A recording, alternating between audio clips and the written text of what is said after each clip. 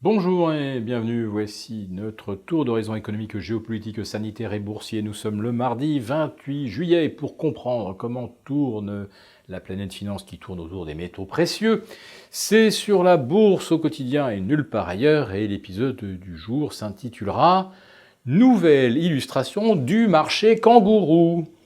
Oui, ça a même sauté très très fort ce matin sur les places asiatiques pour le métal précieux.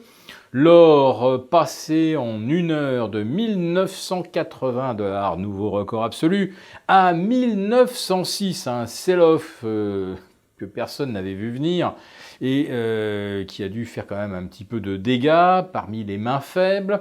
Mais alors que dire du kangourou sur l'argent? Là, on est carrément passé de 26,50 à 22,5 avant de rebondir à 24, 24 étant l'ex-résistance devenue aujourd'hui un support.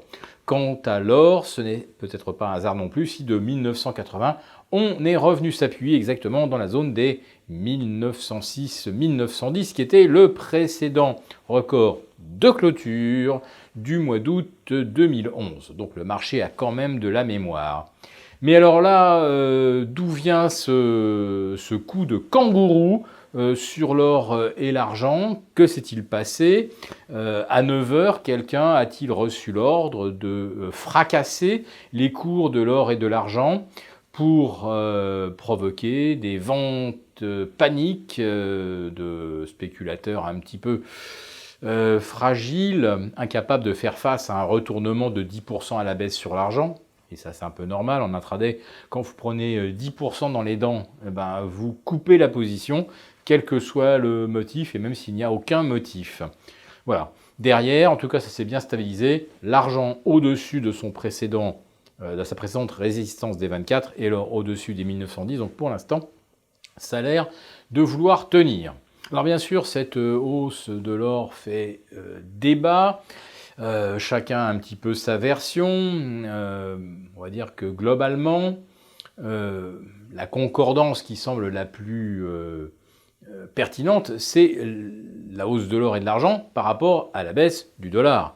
Un dollar passé de 1,1250 à 1,17 contre euro, tombé à 122 contre le yen, le dollar il a pris une sacrée claque quand même depuis le début du mois de juillet. Et là on en est à 12 séances de baisse du dollar sur 13 face à l'euro et à peu près autant pour ce qu'on appelle le NDX, le dollar index. Donc le dollar intrinsèquement est faible depuis une bonne quinzaine de jours. Alors, naturellement, mécaniquement, ça fait monter le cours de l'once d'or et d'argent qui sont exprimés en dollars, puisqu'il s'agit bien du même métal, mais payé avec une monnaie à moindre pouvoir d'achat. Donc forcément, exprimé en dollars, l'once d'or et d'argent ne pouvait que progresser. Mais ça n'explique pas pourquoi l'argent a pris 20%. 5% pour le dollar, 5% perdu sur le dollar, plus 20 sur l'argent, il y a donc forcément autre chose. Donc effectivement, un effet rattrapage par rapport à l'once d'or, et l'once d'or qui reste quand même, on va dire, le placement risk-off de référence. Pourquoi gagne-t-il lui aussi environ 10% en un mois? Bien peut-être parce qu'on est au bout de ce que l'on pouvait espérer gagner sur les actions, sur le Nasdaq 100, qui notamment a frôlé les 11 000 points, nouveau record historique absolu. Ça paraît complètement dément, vu que les bénéfices, selon les entreprises, chutent de 25 à 40% en moyenne. Comment peut-on payer plus 20 quelque chose qui rapporte moins 20? Bon. Alors, cette semaine, il y aura évidemment un rendez-vous crucial, c'est jeudi soir, avec les GAFA, Google, Amazon, Facebook. Facebook devait publier mercredi, puis ils ont retardé à jeudi, comme ça, pour être avec les copains. Et puis, bien sûr, il y aura Apple, voilà. Donc, au tournant de la soirée de jeudi, c'est-à-dire vers 22h30, on aura eu les 4 GAFA, et là, on verra si le marché a ou non envie de payer. Alors, ce mardi, c'est aussi le début du FOMC de la Fed, une réunion de politique monétaire. Alors là, le marché, là, c'est très clair, il n'attend absolument rien de cette réunion. C'est pour ça qu'elle commence aujourd'hui dans l'indifférence générale, et le dollar a baissé bien avant que cette réunion commence. Alors peut-être, par contre, qu'on peut espérer un petit mot de Jérôme Powell, un tout petit peu moins accommodant, ça suffirait à faire remonter le dollar.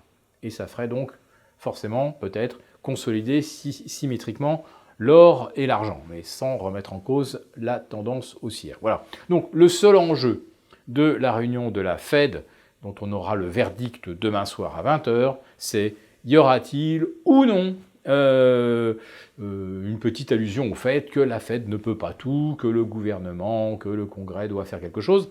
Or, on sait que maintenant, à 3 mois des élections, le Congrès va pouvoir de moins en moins en faire. Donc, si la Fed n'est pas là pour soutenir à fond, pour injecter, et si le Congrès a tiré un peu une de ses dernières cartouches hier, d'ailleurs vous avez vu Wall Street, aucune réaction à l'accord sur le budget. Il a été annoncé avant la clôture, dans l'indifférence générale. Le chèque mensuel passe de 2004 à 1200 $. Donc là aussi, ça va quand même faire une petite différence au niveau de la consommation. Voilà, donc on n'attend pas grand-chose. On n'attend pas grand-chose de la fête demain. Si cette vidéo vous a plu, n'hésitez pas à nous mettre un pouce. Et puis pour participer au live demain avec Gilles, pour les abonnés de la lettre confidentielle, eh bien, abonnez-vous. Et puis nous avons également rendez-vous vendredi pour un autre live qui va être costaud, celui-là, puisqu'on va traiter du bilan hebdomadaire, mensuel, les résultats des GAFA, l'or, l'argent, voilà. Donc soyez bien présents pour ce live de vendredi.